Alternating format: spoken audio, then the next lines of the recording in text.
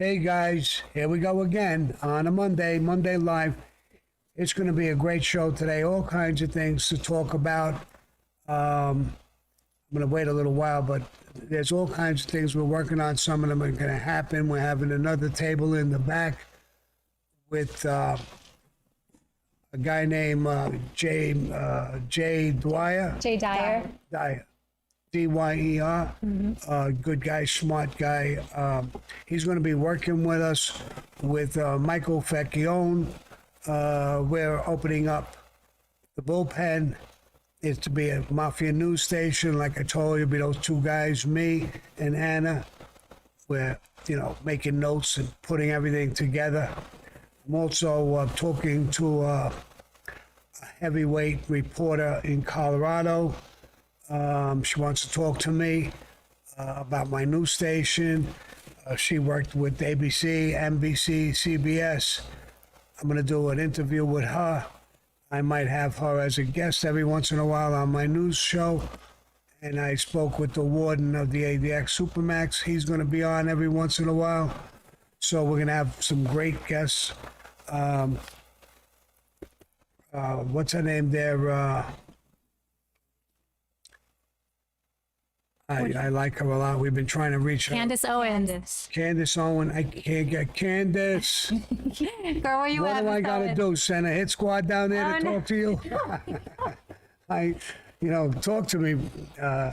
And I would love to have her on the show from time to time. I'd like to have her involved with me on prison reform, stuff like that. I think she's a great woman, great speaker, honest. I think the world of her. So that's enough. I think she's beautiful too. What else you want me to say, Candace? I think she's expecting her child with her all husband. right, so good. We can name the child Sam. Do you need a godfather, Miss Owens? So that's great. No, she's a good person. So we're gonna do a lot of nice things today. We're gonna reach out to a lot of different stories and things that came up.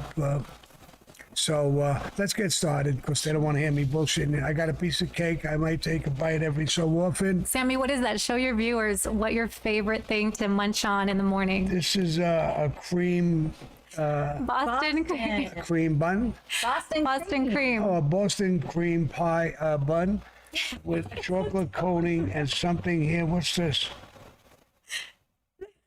Oh my God, it's a fly. All right, it doesn't matter. Flies are protein, so I just ate a fucking fly. I think Oh my God. it don't matter.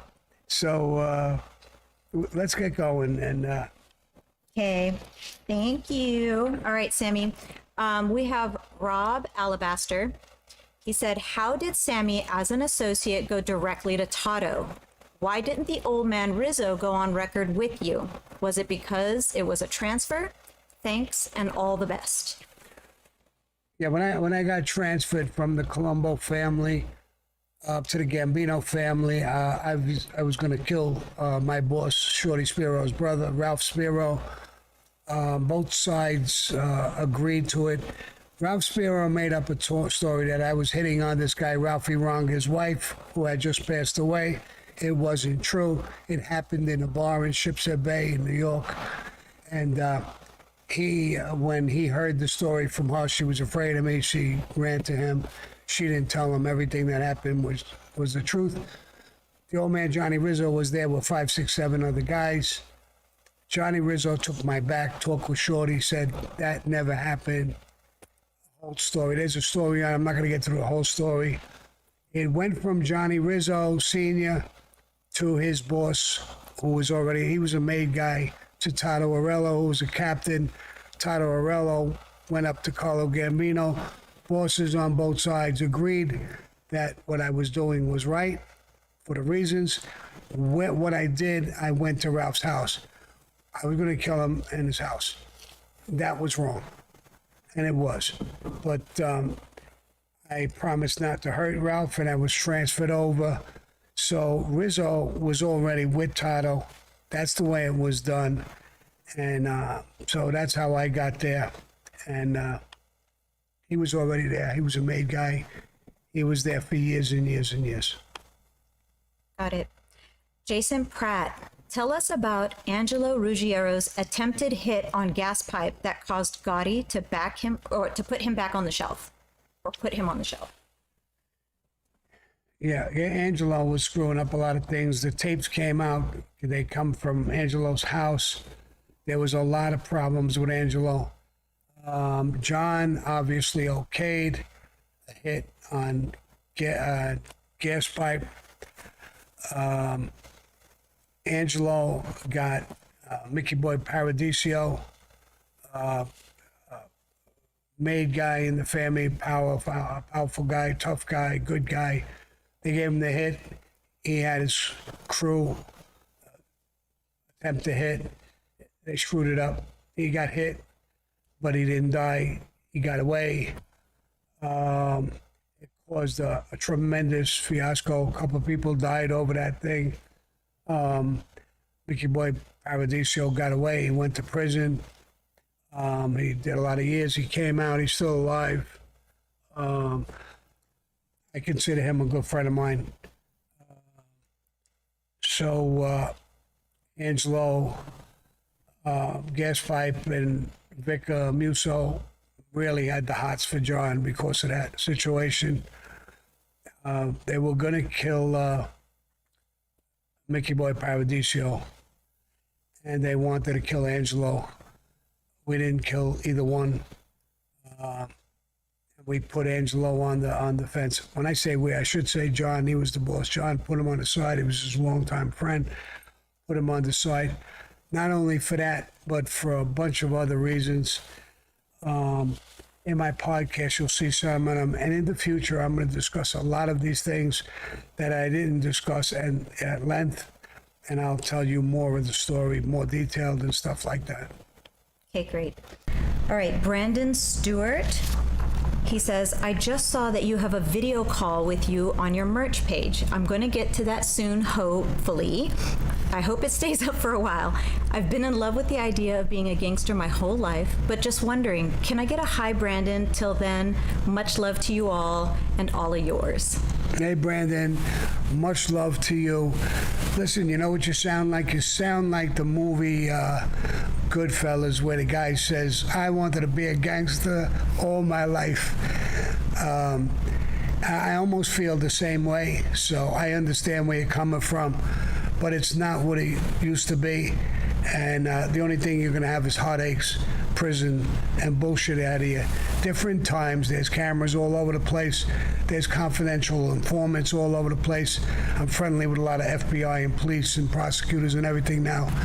And they tell me, Sammy, we know everything they're doing. It's incredible. So it's a dangerous area. You know, being a gangster, you don't have to belong to a family. If you're a gangster, you're a gangster. I don't belong to a family. I'm a gangster still now. Till no matter what you do in life, being a gangster is just being a man's man, period. If you're doing that, you're cool. And stay away from certain crimes because they'll belt you with the sentences that they give out. It's just crazy. That's why I'm working on prison reform. So good luck, Brandon, in your life. And if you ever need me, give me a shout out. Don't make dumb moves. Give me a shout out, and I'll put you on the right path, bro. Yay, thank you, Sammy. Hope everybody heard that. Anna, over to you. Yay. Hey guys, thanks for letting us know about the audio. Our guys are checking on that right now. Sammy, I have a super chat from Steve Jackson. Hey Sammy, I look forward to these weekly sit downs. My question is, in prison, you came close to a fist fight with Gotti. Who would have won? Was Gotti known as a tough guy with his fists? Gotti would fight. You know, people say I don't think he would shoot you. Listen, he'd shoot you in 2 seconds flat. He could fight. He was much bigger than me. I don't think he was a match for me, to be honest. When I went into prison with him, I'm a short guy. I was a little taller. As you age, you shrink a little bit. I was a little taller. I'm 150 pounds right now. I have a decent body. I was 198 pounds. Solid muscle. I did take some steroids when I was younger. I would have been. I went boxing in Gleason's gym. I don't think he would have stood a chance against me. but we don't raise our hands to each other, and we don't raise our hands to the boss. It came close at one point. I thought he was going to raise his hands, and I told him, do it. Raise your fucking hands. I know it goes in Australia. I got the right to fight back, and if I win, I'll kill you. I'll bang your fucking head all over this floor. I'll kill you. I don't think he would have stood a chance against me. I'll be honest with you. And I'm not trying to puff or do anything. I'm just don't think he would have stood a chance. Yeah, and it's stamina too. It's like you can get winded real fast and you're done. Yeah. And he really wasn't a workout type of guy. If you take good looks at John, I mean, he wore the weight good because the way he dressed, he was overweight. And he never worked out. So I don't think he would have had a chance. Thank you, Sammy. I'm going to pull a question from the rthing.tv site from Dale. How did the Donnie Brasco thing affect your family, if it did? And did anyone in your family get pinched because of it? Were you made at this time? I'm not sure when the Donnie Brasco thing, what year it actually happened.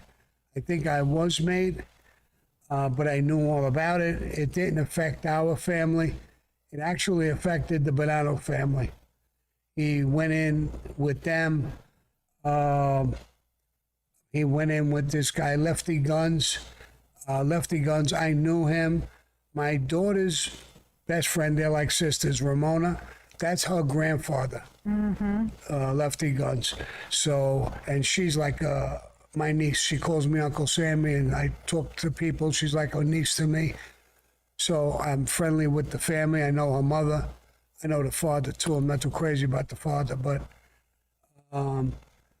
so it didn't affect our family. It affected the Bonanno family, but it affected the whole thing on how they allowed a guy to get that close to them. They almost wound up making him. And they had intentions of making him. They wanted him to do a piece of work. And he went back to his people in the FBI. Hey, I give this guy credit. He lived undercover with us meaning the mob, for 5-6 years straight. He almost got a divorce.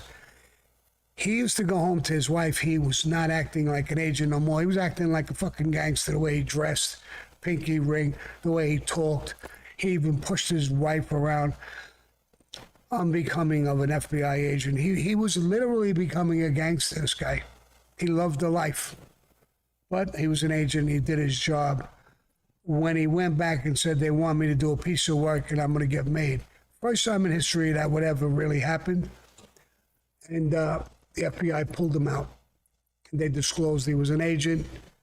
And all them guys got arrested. Some of them got killed because they really, when a guy's with you and you don't know what school he went to, who's his friends, who's his mother, who's his father, who's his brother, who's his sister, you don't know nothing. How the fuck do you take a guy in that close to you and you don't know nothing? Where'd he come from? Planet Mars? Mm-hmm. So they wasn't thinking. The agents, he was bringing in monies to them. And that's all they gave a fuck about. Not doing a little research, a little common sense. Who the fuck is this guy? Where's he coming from? So you knew Lefty. What do you think of Pacino's portrayal of Lefty in the movie? Well, Lefty was he was broke. He was a gambler. He was a degenerate gambler. But they portrayed him like he was robbing parking meters and that he was like a really stumble bum. I think he was portrayed fairly well, but he wasn't no stumble bum. He was a good guy. He was a tough guy. He made a tremendous mistake in life, but they portrayed him all right. Just a little bit, like a complete dummy or a jerk off or something like that. That he was not that at all. And I know it pissed off Ramona a little bit. I think when they were doing the movie, Ramona went right to his trailer and talked to him and said, "That's my fucking grandfather." No way. Pacino's? Yeah. Wow. Yeah. She went right to him. Good for her. Oh, yeah, she's she's like my daughter's tough. Ramona's tough. Fuck with their families and they just, have a shit fit. Mm-hmm. They start acting like guys. they want to fight with you or whatever. They'll headbutt you. I love, of course, I love my daughter, but I love Ramona too. I always did, always will. And that was her grandfather. One of her grandfathers, actually the guy who helped me, Johnny Rizzo Sr., was her other grandfather. Wow. So she had two grandfathers, and her father, Johnny Rizzo Jr., became a made guy. So her whole family was made. Her mother, Mona, a beautiful woman on the outside and on the inside. So I know the whole family. That's beautiful. Yeah, they look like sisters. Her and Karen look like sisters or are very close cousins. Yeah. And they argue like two sisters. Okay, we have Metal Warrior 1916 in the super chat. Hello, Mr. Gravano. This is a great piggyback. Did you know Anthony Mira, Lefty Guns, Ruggiero, and Sonny Black? Yeah, I didn't know Tony Mirrors that well. I knew the name. I actually didn't know Sonny Black. He's the one, he paid the price, he got killed. He's the guy who approved bringing him in and wanting to make him and everything like that. I didn't know him personally, knew of him from the neighborhood, but I just told you I knew Lefty Guns pretty well. Family situations and stuff. I know him very well. Thank you, Sammy. AR-15 aim point. Sorry. Sammy, what cafe did you like better? Cafe Italia or Cafe Giordano? Did I say that right? Giordano? All the cafes, Giordano. I think is that the one that was on 18th Avenue and 72nd Street or something like that? AR-15, was it on 2nd Avenue? Let us know in the chat. No, 17th Avenue. 17th Avenue. Okay, so while we wait for that reply, Lisa. Or was it 18th Avenue? Whatever the fuck. All right, let him. You like your cafe con leche. Yeah, let him reply. Okay. 18th Avenue. And 72nd Street? And 72nd Street. Answer in the chat. All right, we're going to get hung up on that. Let's go. Okay, Lisa La Rosa. Gosh, so much respect to you. Love you, Sammy. She's given the little Italian, like, Mamma mia. Mamma mia. Yeah, Lisa, I love you too. Adam in the super chat with the weekly envelope. Thank you so much. Shout out to Adam. Adam, thank you so much, brother. Thanks, brother. I'm going to pull another question from the rthing.tv site. This one is from James. Sammy, did you ever work with Dominic Montilio? What can you say about him? That was Nino's nephew. He was the go-between between Nino and Roy DeMeo. He was in the military like I was.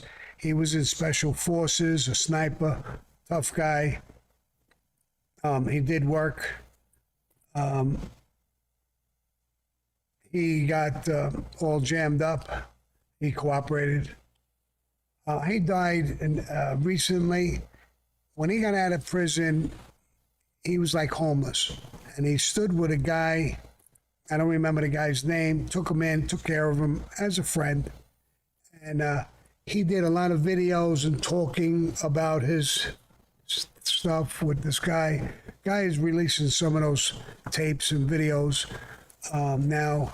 I talked to him once a while ago, but I had a good relationship with him. He was involved in killing Vinnie Mook. He was one of the guys, one of the rampers, and real tough guy. Next fighter. I had a fight with him when we were young. I have a scar on my eye over here from him. We battled it out. We both, and at the end of the fight, we both wound up going to the hospital. It was crazy because we went to the hospital unbeknownst to each other, and we met again in the hospital. So we were talking and we started arguing. So he says, did you learn your lesson? I said, no, fuck you. You lost the fight, bro.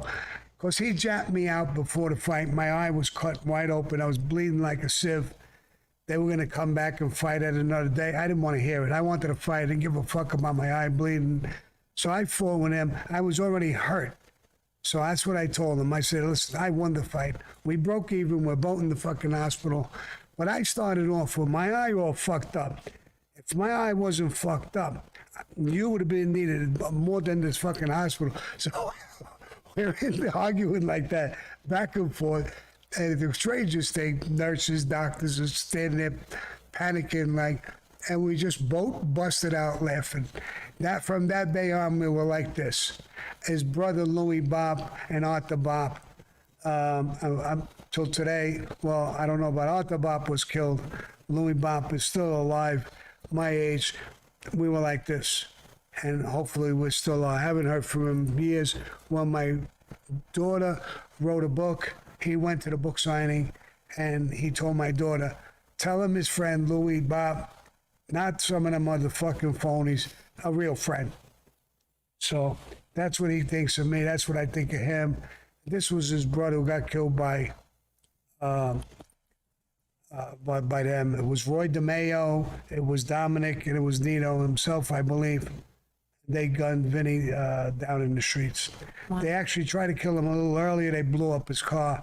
Dominic had the capabilities of making hand grenades and wires and all this shit, how to make bombs. So, yeah, I know him very well. Knew him. He's dead now. May you rest in peace. And he died. Yeah. Do you remember what the argument was about? Which one? The one where he got your eye? Oh, his brother? We went down. One of the rampers was going to fight. They were Bath Avenue guys. Fight one of them. And Vinny Mook was like a super tough guy. And they said, everybody stay out of the park. We'll just let them guys go in with me. Me, I said, no, fuck that. I'm coming in the park too to make sure my guy don't get hit double, jumped. And he was in front of me. He just spun around and caught me a fucking shot in my eye. And I mean, my eye was open this much on top. And I was bleeding like a sieve. And, the blood goes in your eye. It's a little hard to fight. I patched it up just a little bit, but it never really stopped fighting. And I went, me and him, with the other guys didn't fight. Me and him went in schoolyard. We fought for 20 minutes straight. Jeez. Every part of our bodies was bleeding. Of course, we went down on the floor, biting, punching, kicking. I mean, I'm not embarrassed to say I went to the hospital. He fucked me up, but so did he. And we became, after, like I said, that whole argument, everything like this. Yeah. So it was cool. Guys are funny that way. Girls, never again. Guys can fight and shake hands and go have a beer. You respect a guy when you can hit him with everything under the sun, and he just keeps going, even though he's beat up, and you kind of build a respect that he's got that much balls. That's what you see fighters. They'll kill each other in the ring. At the end of the fight, they'll go over, they'll hug each other. It's how they respect how you fought. You may have lost or won, it don't matter, really. It's how you fought, how much of a beating you took and wouldn't quit. When the guy don't have quit in him, I have a ton of respect. Some guys will get hit, boom, they want to lay on the floor and give up. Some guys just, you can't, you got to kill these fucking guys. They just won't stop fighting. Mm-hmm. Wow. Great story, Sammy. Thank you. In the super chat, we have JEL. The rap group Wu-tang from Staten Island used to say that in the 90s, they were Gambino associates. Is there any truth to this? I think they were. Way back, Wu-tang, somebody had come to me and said that they wanted to be with mob guys and offered me that I could sponsor them, take care of them, get a piece of them, whatever the thing is. And I had said no. I didn't know anything about rap or any of that stuff, and I didn't want to really get involved. I kicked myself in the ass. I should have got involved because they were good. They went on to become, pretty famous. I came across them again. I don't know if you remember, Anna, just not too long ago when I got out of prison with this guy, Johnny. Mm-hmm. He had them and came to me, and, so I said, listen, I passed on them once. I'm going to pass on them again.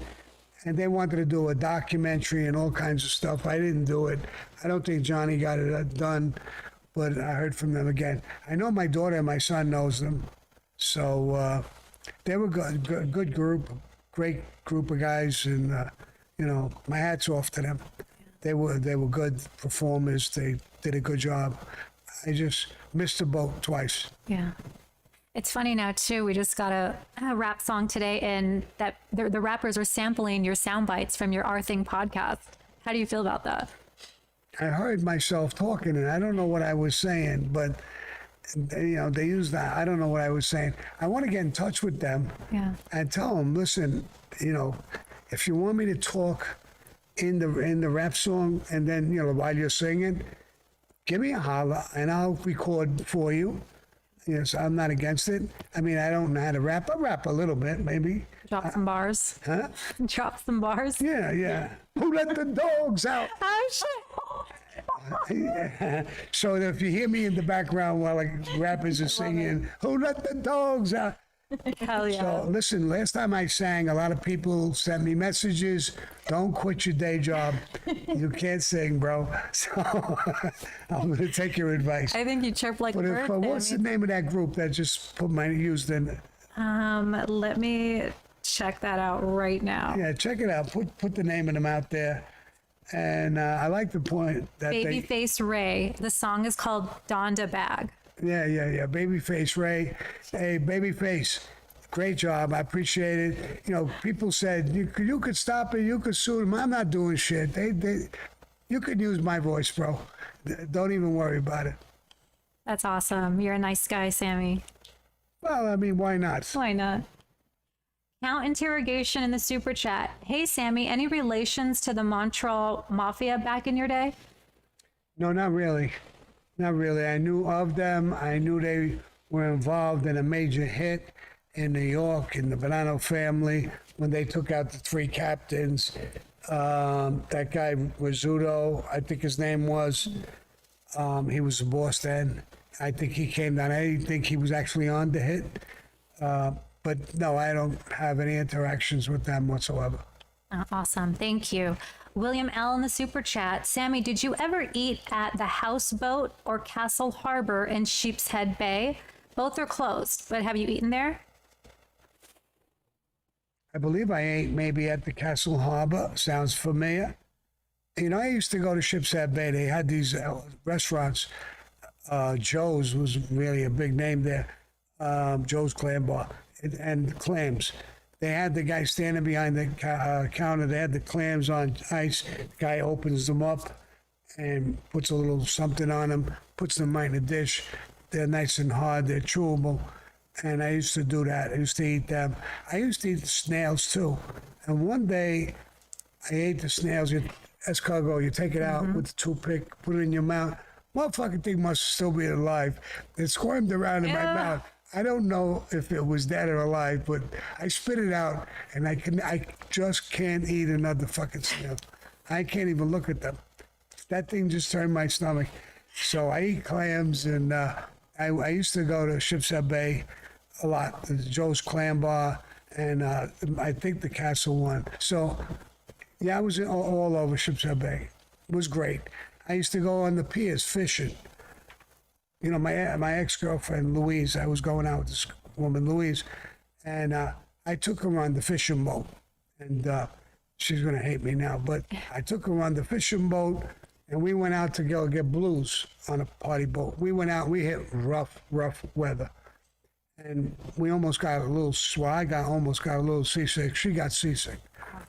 And we were like 2 lovebirds, and she threw up right on my arm. That's so sweet. Yeah. And she was so embarrassed that I hugged her. It's disgusting. It's not sweet, but I mean, she was sick as a dog. And then I got a sandwich, and I was eating in front of her. She wanted to kill me. So I used to go down there a lot, go out, on the party boats, fishing, stuff like that. I don't know. That's awesome. Ryan Brown. Hey, Ryan. He is a weekly chatter with you, Sammy. I hope you're doing well. My apologies for sending in repeat questions, but I was hit in the head with a baseball bat as a teenager, so my memory isn't the best. Any advice for someone in a physically abusive relationship? Great question. Yeah. physically, abusive, even mentally abusive situation, physically is worse than maybe. But I think when you're in a bad situation before it becomes physical, I mean, if it's mental, it'll wear the shit out of you, both sides. And if you have kids, if you're talking about a woman and you're having kids, it's rough on the kids who got to grow with that. You're better off walking away. I never had a bad situation with my wife. We got divorced in 1991, I believe. We're still like this. She's not well. She has COPD. I take care of her. I got her back. I'll take her to dinner every once in a while. We're not together, but we stay together. Our kids, we both have the same kids. She's the grandmother of my grandchildren. So there's a lot, but maybe sometimes you can't live together. So sometimes maybe it's just better to be apart in a good way, without any kind of rough divorces, or especially physical. We're men. It's not manly to hit a woman. She could probably hit you. Come on, she can't really hurt you. She'll hurt your pride a little bit. Push her the fuck away. Tell her stop. And if it's that way, unless she tells everybody you got a little dick, then you could probably give her a kick in the ass or something. So, I don't know. It's good to get away, start your life over, and keep a relationship if you have kids and grandchildren as best as you can. Because if you don't, you're damaging other kids. So, that's my advice to you. That's great advice, Sammy. Great advice. You see all these videos going viral of these women beating the shit out of these guys, like in the airport or on the plane. I've seen a couple of them, and it's insane. It's like, do you not think he's going to hit you back 10 times harder? Like, what are you doing? It's insane. Yeah, women, in my era, they didn't push the envelope like they push the envelope now. I've seen things now that I can't even believe. I was in a coffee shop, and I was getting coffee. I wasn't even sitting. I saw a woman slap this fucking guy a shot. I mean, his head spun. I said, my God, I just can't imagine, while you're arguing, that she has the balls to do that. Then again, I don't know the story, and I keep my mouth shut and I just walk away, but it's really not a good thing. If you're that frustrated, walk away from these things. You don't have the right, baby, to use your hands and do that. If you're a guy, push her away. She can't. We're much stronger than her. Push her the fuck away. Run away from her. Mm-hmm. My wife threw my keys at me one time, hit me in the fucking balls. I ran. I turned and ran because I don't want to hit her. I just want to get away. If she's that infuriated, it was my fault. But if she's that infuriated and that she's got to use something or throw something, I'm going to get the fire. I'm going to run away from her. Because if I stand my ground and try to hurt her, I'll hurt her. Yeah. It's so wrong. So, getting back to that again, but, Right. This thing is staring at me now. Give it a bite. No. Come on, I'll be talking with shit flying out of my mouth. Okay, Metal Warrior 1916. Again, thank you, Metal Warrior. Shout out from Staten Island. I have two questions. Is there a difference between loan sharking and shylocking? They're the same exact thing, but the terminology is a loan shark. In other words, you're lending money, you're charging a high interest rate, so on and so forth. Mm-hmm. We started using the term shylocking. The Jewish people hate that terminology because that started with a Jewish guy. His name was Shylock, and he was lending money at an exorbitant amount of interest. So that's what we did, and we wound up using his name. So some guys used to say Shylock. And loan sharking is what the cops and FBI would use, that terminology. But the Jews hated that because it was a Jewish guy who started that, and we picked it up and called it shop. But the thing is the same. It's lending money for a high rate, much higher than a bank. And so that's what loan sharking is, and Shylock. And Nice.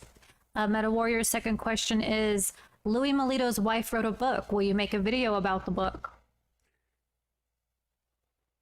bro, Louis Melito's wife is a fucking dingbat, complete fucking retard. What? Yeah, I like to write a book about her. You know what she said? She did an interview with a guy one time, and she don't like me. She badmouths me all the time. So she said that Louis Melito told her that me and Louis killed Jimmy Hoffa and buried her under the Staten Island Bridge. It's the most insane shit I ever heard in my life. Yeah, we dug up the fucking Staten Island Bridge and we put him underneath. And she's completely nuts. A raving maniac. So, yeah, I don't know what she said in the book. I'm sure she wasn't nice to me. I mean, she's really a fucking weirdo of weirdos. Yeah. So I don't bother with her. I loved Louis Melito's daughter. She used to sit on my lap. I used to call her Princess. Beautiful kid, inside and out. His son became handicapped. He got into an accident. His whole body was in a body cast from top to bottom for a year. So he don't walk right. He was a little bit like Louis, a little wacky, but a good kid. So I know the whole family. After the thing with Louis, I helped finish their house with construction and a bunch of things. I don't think she ever really liked me. I never liked her. I could never understand why.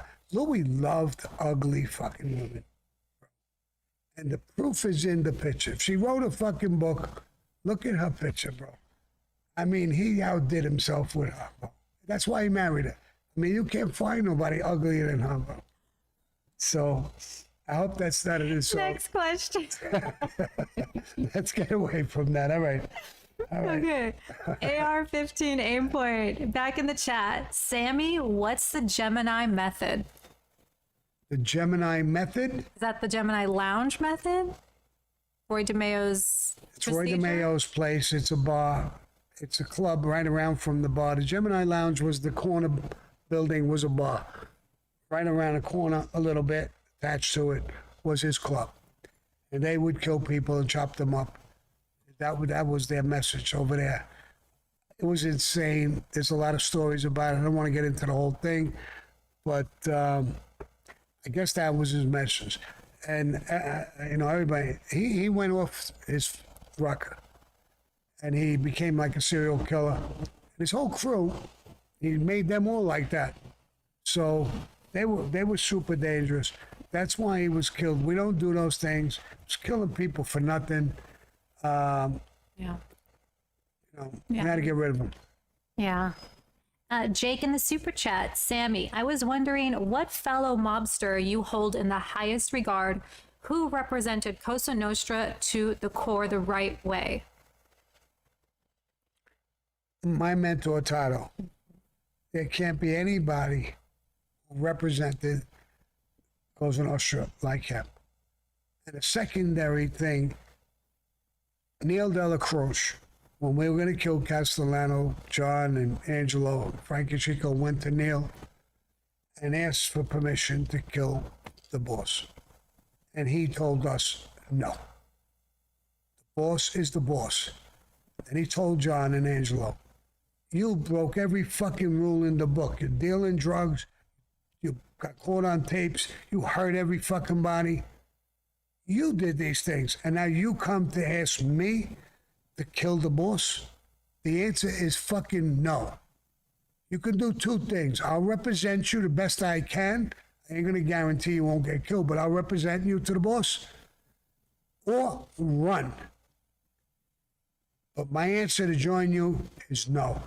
That's Cosa Nostra to the T. So I'm gonna take a quick bite. A quick bite. How's it taste?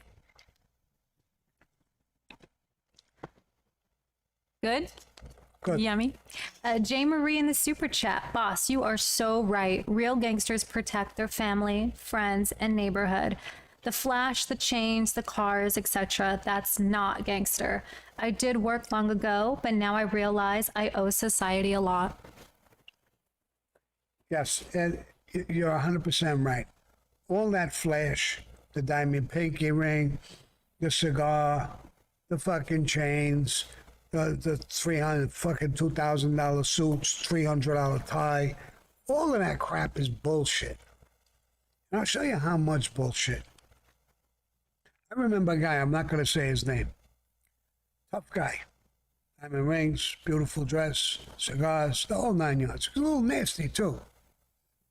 Bully type of guy, big guy. And I did a piece of work with him. The guy got hit, he went down. We started cleaning up right away. And I looked at him. He was as white as this fucking napkin. So I said, what's the matter? You okay? He said, no, I'm fine. Why? I said, go in the bathroom, wash your fucking face, and look at it. You're white as a fucking ghost. When you get done, dry your face, go outside, and keep chicky. Stay outside. We'll take care of it in here. So all that tough guy fucking bullshit, where it's important in that back room, picking up fucking brains and fucking blood and the fucking body, you became this. So it's not Cosa Nostra. And it's usually those people want to be abusive to people who didn't get made and stuff like that. And she happened to be 100% right. The neighborhood, I always felt, this is my neighborhood. These people, I don't even fucking know them. I don't want you to bother them, hurt them, touch them. We protect our neighborhood, our people. That's why the people in those neighborhoods, if you went back in those days, loved us. They didn't hate us. They loved us. A guy would tell the most beautiful woman, just gave birth and had a baby carriage, he would tell her, don't walk right around the club where they are. We saw her. She's gorgeous. She's hot. Nobody ever said nothing. Has a little baby. You know why he wanted her to walk that way? He knew that we would protect her if there was a problem. He knew that in the back of his mind. Wasn't worried about us flirting. We wouldn't have did that. We're not like construction workers hooting and howling. Hey, baby. No. And if my club tallies, if I heard a guy saying that, hey, baby, I would make him say, go sit in the backyard in the club and don't ever sit out here in the street again until I give you permission. Until you wake the fuck up. She's not your fucking baby. You can look at her. She's pretty. She's got a great body. You can look. We're men. Shut your fucking mouth. So that's Cosa Nostra back then. I don't know what it is now, but that's what it was. Amen. It's awesome. Ryan Brown, back in the super chat. Sammy, did Joe Peruta have a wife or kids? You making him a made man as his last wish was great. Yeah. You're going to make me emotional now every time I talk about him. But he did have a wife and a whole bunch of kids. And, there's a few stories that, of course, the story that he wanted me to take him out. He wanted to die with a bullet in his head rather than dying of cancer. And I finally agreed, make a long story short. And the day I was going to do it, I had a gun with a silence. I had his house emptied out. He was going to be in the back room. I could come in the back door, give him a kiss and kill him. But I got a call. My brother-in-law called me up and said, Sammy, did you hear what happened? I said, no, what happened? He said, Peruta took a turn for the worst in a hospital. On the way to the hospital in the ambulance, he died. I was happy that I didn't have to kill one of my best friends. But I think about it now, and it makes me sick that I didn't kill. I didn't care. He had never asked me for nothing. He asked me for that. And when I told him John won't allow it, he said, "Fuck John. I never cared about him. I'm asking you." And that's when I agreed to do it. But I never got a chance to do it, and I regret that till today. I guess not. I know his daughter is like a daughter to me, and she knows the story, and she says, "Sammy, I'm so happy that it didn't happen, that you didn't have to do that. I know he asked you, I know all of that, but I'm so happy that you didn't have to do it. I don't think I would ever forget you." So, yeah. Wow. So I'm going to get off of that before I start getting emotional with Okay. the old man. How well with a weekly envelope for you? No comment, no question. Thank you, Paulo. Let's see.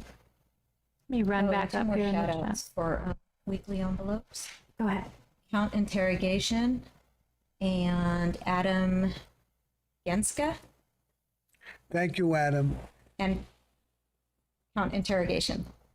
Interrogation. Count Interrogation. Oh, count interrogation. Count interrogation. Thank you so much. Hey, all you guys who send an envelope like that without even a comment or something like that, you have no idea how much I appreciate you guys. That's such a solid brotherly move. It's it's incredible. And who you guys who didn't send something, I feel the same way about you. The money don't move me. Of course, it's done like that. That those questions become first, but I make sure that the questions that don't have money could come in, because I appreciate you guys just as much as the guys who give money. I want you to know that. To me, this isn't about money. It doesn't help things. A few dollars here and a few dollars there. Yeah, I buy the girls, I buy my staff lunch, this, that, and the other thing on you guys.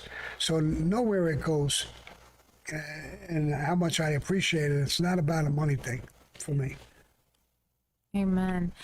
Sammy, we have Ryan who is chatting back in about that abusive relationship question.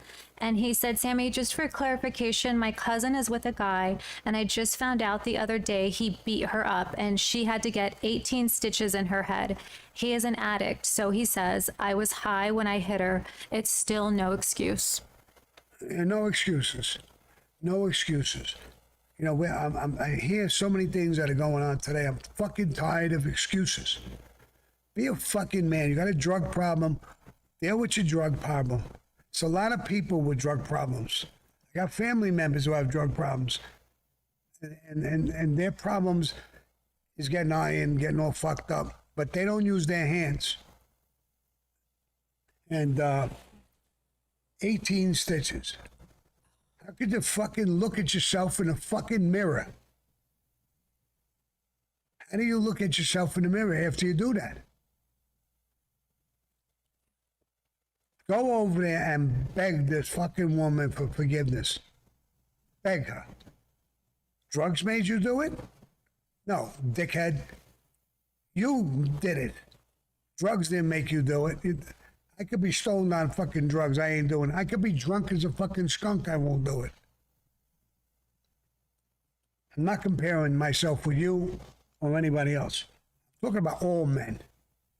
Not me, but all men. 18 stitches. Okay.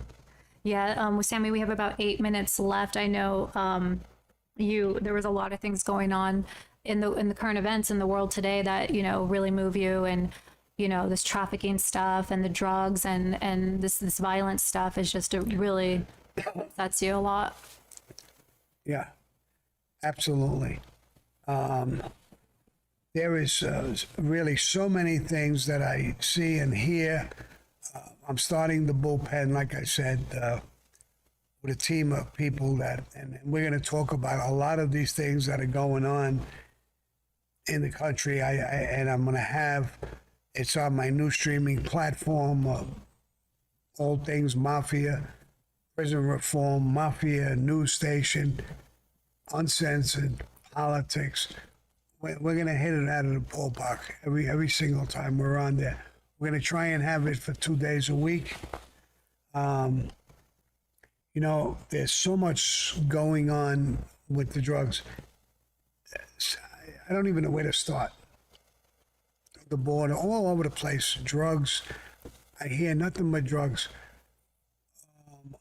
Who was it? Robert De Niro's Oh my God. grandson? Yep. Just OD'd. That's right. I mean, these are fucking disasters, bro. Grandson, 19. 19 years old. I mean, I don't know how we're not doing something about this. I want to get into this sex trafficking stuff. It's fucking so out of fucking control. I saw a group of men and women completely balls ass naked walking in the middle of the street, nude, in front of hundreds of people, kids, mothers, fathers, cops.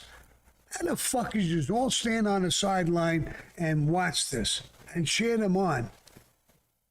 This is right in front of your kids. I mean, I don't know when we're coming to or what's the point of it. You know, I heard another group of people screaming, gay, queer, and we're coming for your kids. I thought about that statement. Mm-hmm. What are you coming to beat them up? To rape them? To kill them? No.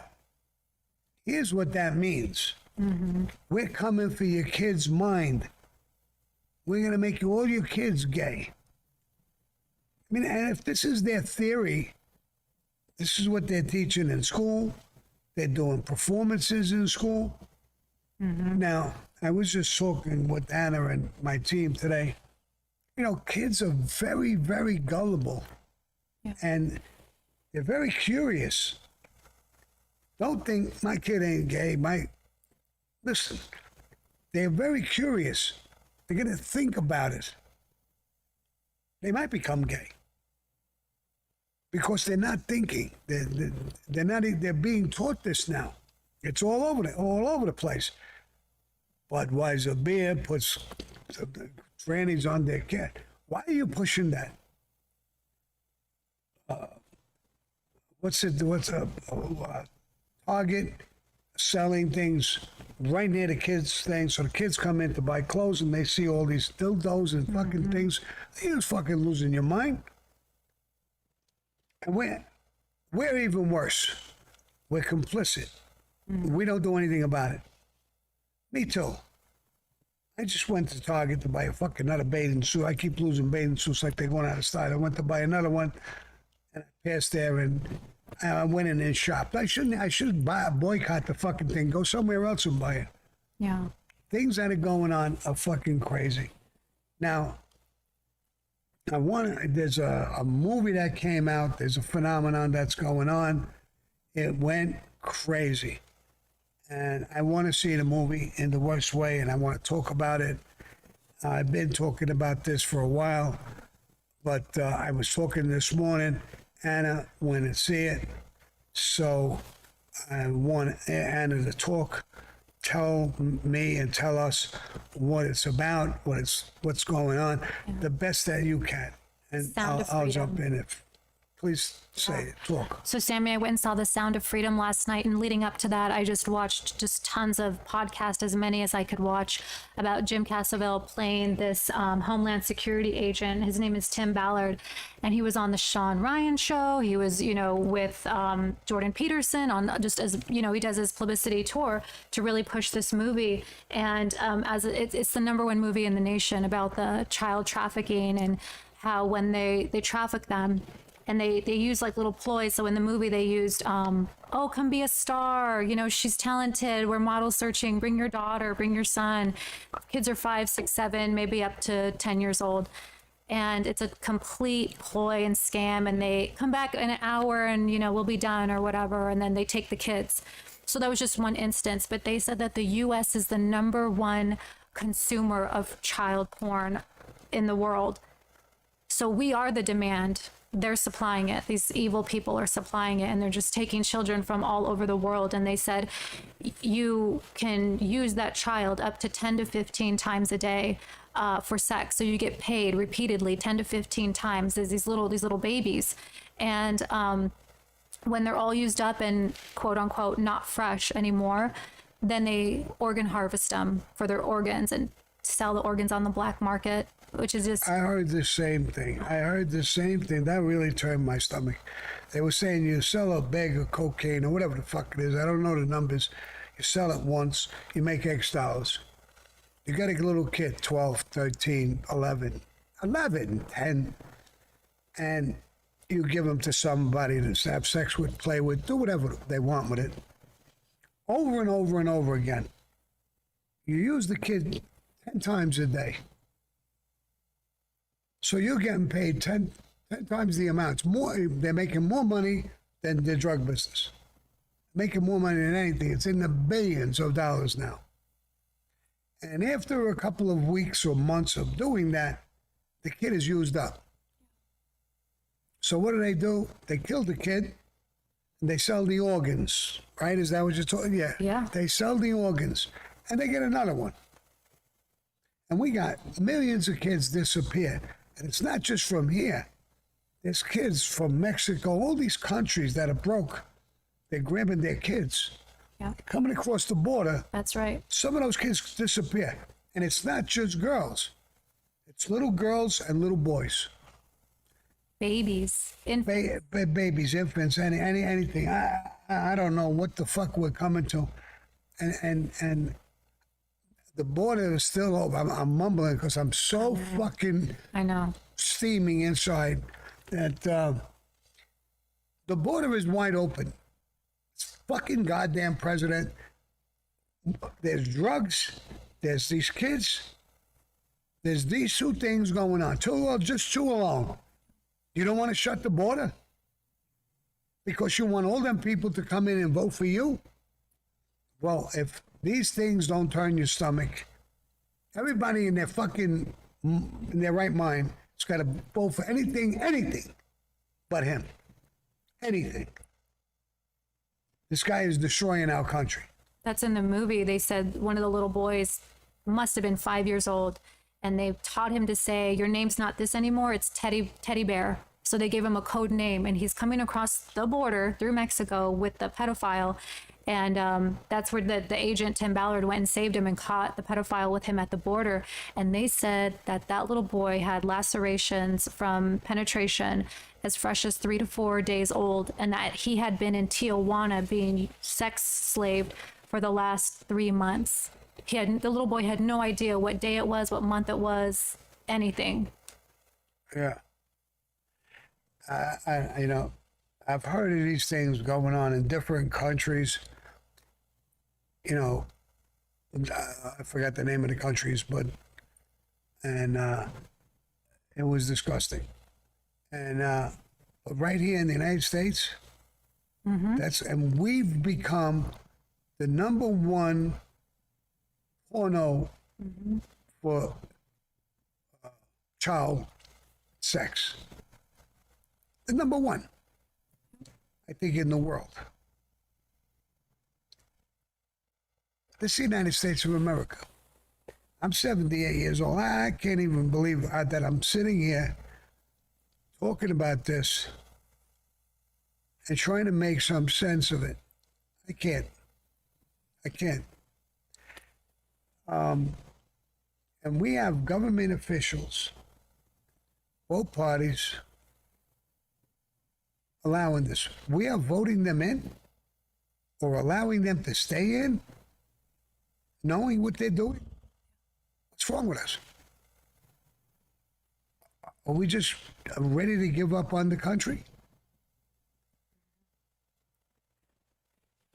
I don't know, and I've heard a couple of gay men talking out viciously towards this tranny thing and about this thing with kids. The guy who was talking said he was gay. And he said, this is demoralizing to me. I'm gay. I don't agree with this. This is killing us. You know, I talk with Amina on occasions with what's going on in France with the Muslims. Now, she's a Muslim. And she's literally had tears in her eyes saying, this isn't us. This isn't what we're about. Mm-hmm. And there's good Muslims and bad Muslims. But that's what we're about. She had tears in her eyes. We don't have tears in our eyes. Well, seeing all these things, saying this isn't us. Same thing she said about her people. Fellow Muslims, it's not her people. Her people are here with us and our kids. And Brandon Stewart in the super chat is saying, thank you for speaking the truth, Sammy. We should stand together and take our country back. Without a doubt. Listen, I will get up and lead any fucking thing. I went onto this station for that purpose, where I could open up this our thing .tv. I know it's $4.99. People say he's going to make money. I'm going to make money. I'm going to get guests. What I'm going to do there is not going to be cheap. A good part of the money I get, I'll be spending to bring people in and to build a fucking army. If I could build a fucking army, I will lead it. I will lead it. I will walk to the fucking borders. I will do whatever. I'll walk to fucking Washington. I'm on parole. I don't even know if I'm allowed. I'll ask them. Give me permission to go to fucking Washington and head a fucking march. If I can't do it there, surely you could do it here in Arizona. And I'll lead a fucking march. A walk. Peaceful walk. No violence, no nothing. Show them that we are disgusted with it. We hate it. It's wrong. If we don't show them this, we're dead. It's like a steamroller. It's not going to stop. And I'm not the only guy saying this. A lot of people saying this. Like I said, what's her name? Candace Owen. She talks the truth. I hear her say it. Megan Kelly. There's so many of them that are speaking the truth. We ain't listening to them. We're not doing nothing. A guy gets shot. Cop shoots a black guy. We wreck half the country. Oh my God. Yep. And I agree. It's horrible. But what we're doing now, I don't want to wreck the country. I don't want to loot. I don't want to do none of that. But let's go out and march. Let's put 10, 20, 30, 50, 100,000, 200,000, a million fucking people. Joe Colombo did it when I was in the Colombo family. Put together the Italian-American rally. Two of them. We got killed at the rally. I want to do it. If I get killed in a rally, it's the best thing that could happen to me. The best way to die is fighting for fucking freedom, fighting for other people. If that's the way I'm going to go, so be it. But I will come and head a fucking rally of people. Brother, I wish there was 50, 100,000 people who said what you said. And believe me, I'll walk. I will do something. I will walk. I will talk. I will do anything I can do to stop this from happening. And I intend to go see that movie. Everybody I talk to, I got texts on my Facebook. I don't know how many people said they want to go see it. And another crazy thing is, they're trying to stop the movie from being seen. That's right. 5 years they blocked it for 5. They're trying to block it. They go to the movie houses, they're shutting the air conditioning down so people won't stay in there. They're doing all kinds of things to stop it. You know why? They're afraid that one day we'll wake up, men and women, black, white, Hispanic, Asian, no matter what country you come from, whatever religion you are, does it really matter what religion we are? Imagine if we stood together. They want to keep us. No, you're a Catholic, you're a Christian, you're a Muslim, you're this, you're that, you're a Jew. No. No. Why don't we all stand together? We all believe in God, all the religions. And they got us all fighting with each other. They want race. Everything is racist. So they want the black and white to keep fighting. They don't want us to join together because they can't win and they can't do what they're doing. You're getting a lot. I did time with a lot of the black people. Black people got legitimate gripes, but not enough. Put that on the back burner, bro. Go forward. If not for yourself, for your kids, for your grandchildren, for other little black people who will grow up. Let's get together, tight, and do something. But I don't know. You can. I wish I can do that. I could be part of that. I'd give up everything, including my life, if I could do that. You're getting a lot of support in the chat, Sammy. Everybody's saying, I'll march with you. Let us know. We support you. You're right. Bill Curtis, I saw the movie and I asked, what can I do? I want to help. Good. You know, when I see the movie, I'm gonna do more talking about this next Monday and everything else, and I'm gonna work on the Mafia news station. When I see that movie, if I think what I think might happen to me, not follow me, but we're going to make that fucking movie part of our movement. If it's that powerful and shows what the fuck is going on, then we could use that movie as our flag, as our thing to go forward.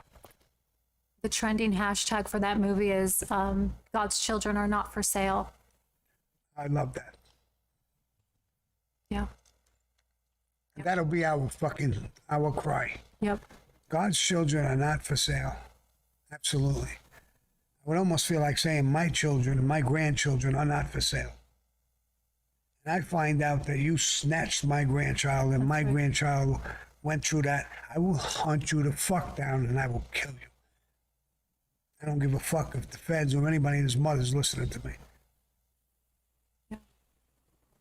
Got to be a limit to this. We're 10 minutes over time, Sammy. This was amazing. All right, if we're 10 minutes over and I only ate half of my bun, so I'm going to eat the other half. So you guys, I love you. I really appreciate it. And Amina's making a little noise there with it. Can you give a shout out to Hasbro Gaming? Very generous envelope. Yeah. Hasbro Gaming, love you guys too. What kind of game is it? I don't know. He didn't say. He just said Hasbro Gaming. All right, so if you got a game or you got something you want to sell, get in touch with Amina or Anna and let me know. Maybe I'll take a piece of your business and I'll push it. Bill Curtis, let's go. I got you in this fight from Boston. Right, my friend. Got a lot of support. Yeah. I great. All right, I'm getting 8 minutes over. And they're going like this. So I can go another 10 minutes and go like this to my staff. Hey, you know what? No, I can't. All right, look, I love you people, really. Adios, motherfuckers.